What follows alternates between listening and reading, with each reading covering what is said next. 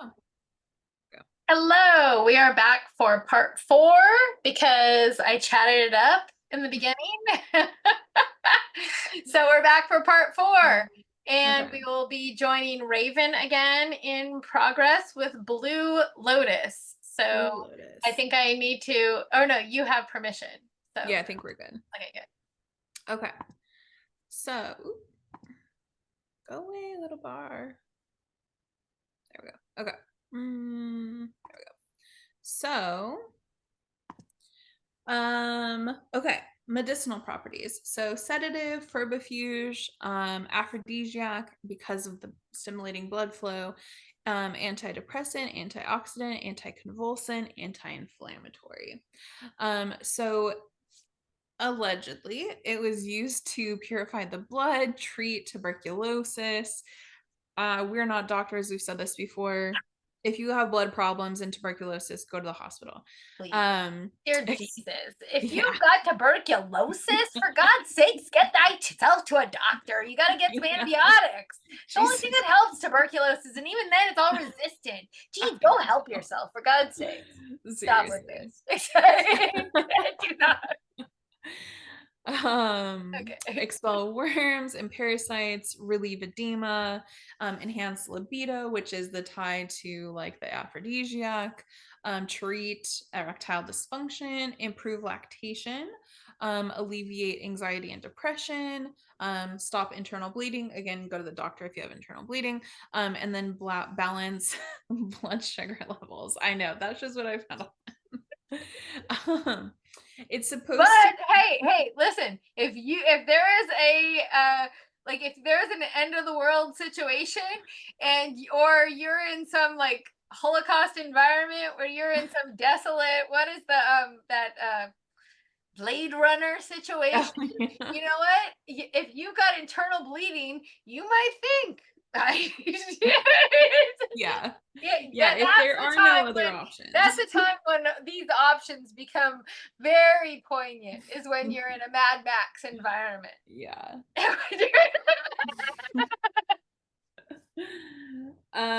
So it also is supposed to just get along really well with the kidneys, heart, and nervous system, because of all of these things, right? Anti-inflammatory, all of that. So the flower of the blue lotus, which is the only part really that I've ever used, is sedative and stimulating, which so it can create relaxation while also like energizing the body and mind. It can also be a what do they call that? Immunomodulator. Was that right? Oh, Where it like kind of balances things out a bit. those are nice. Yeah. Because a lot of times there's a lot of instances where you are in a immune what is it called when your immune system like eats itself? Oh, Autoimmune disorder. yes, And then autoimmune. you don't want something to boost your immune system. Like there's a Yeah. lot of instances out there. Like I have a family member who's in a situation where she doesn't want to have her immune. There's some things that you don't want to, like if you're on certain medications to balance your immune system, you don't want to be taking something else to increase it because you're trying to balance it out. So if Right. other immunomodulators are probably called for in many instances instead of Mhm. immune stimulants. Yeah. Okay, so there are two of the like predominantly active like alkaloids. Um these are going to be butchered, but nuciafrine and aporphine. So Aporphine, and aporphine, yeah. luciferine. I don't know. So basically, nuciferine is it kind of acts like a dopamine receptor blocker. And so Oh, that means that basically dopamine is like staying in your like synaptic cleft a while, so you're getting rad. the effects of dopamine longer. Well, that's Um, rad for people for with ADHD and spectrum disorders because they think mhm, that's all about dopamine issues. So instead of serotonin. yeah. And then Aporphine function as a dopamine agonist. So an agonist is something that blocks it. So if you have an agonist is something that like mimics something, and an antagonist blocks it. So an agonist, I talk about this in my class actually.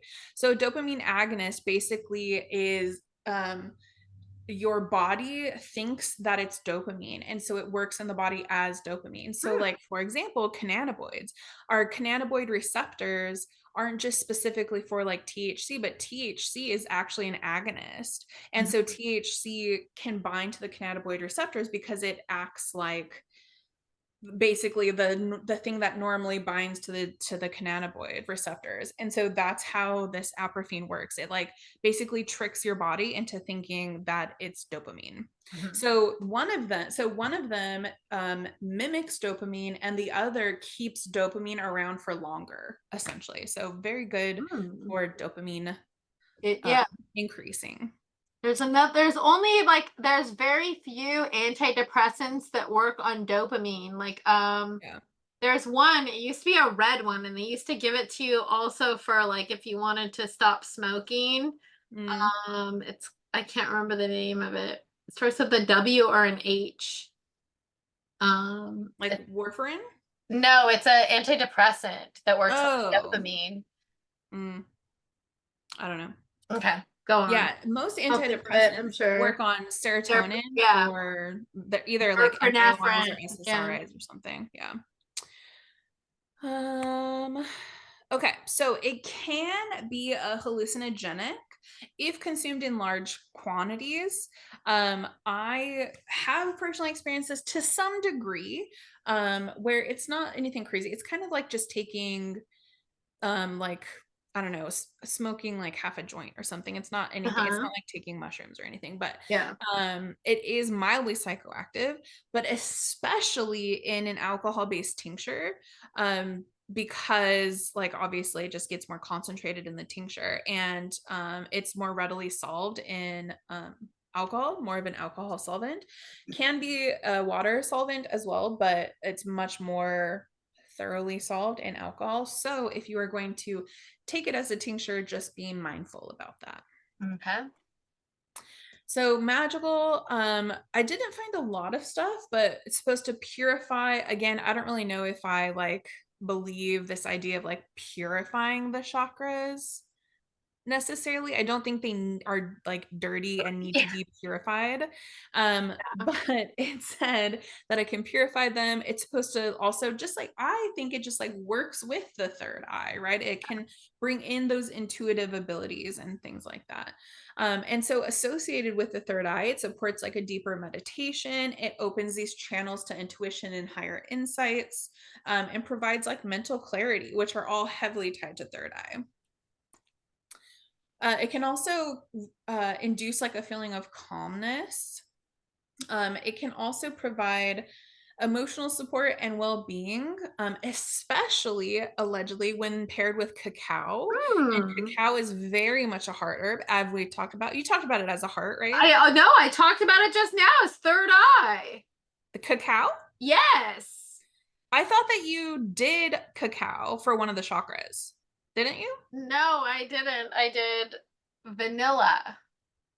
I thought you did. I swear I thought you did I cacao. did not do cacao.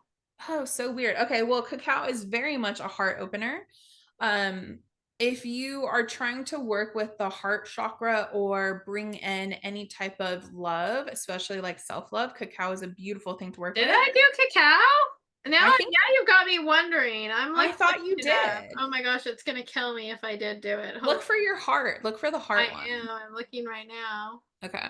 Anyways, I'll Keep continue on. going on and I will look. So, I work with cacao a lot. I have a friend who lives in Peru, and whenever she comes back home, she brings like Peruvian cacao, and cacao is beautiful. And I've never paired it with Blue Lotus, but cacao itself is very beautiful.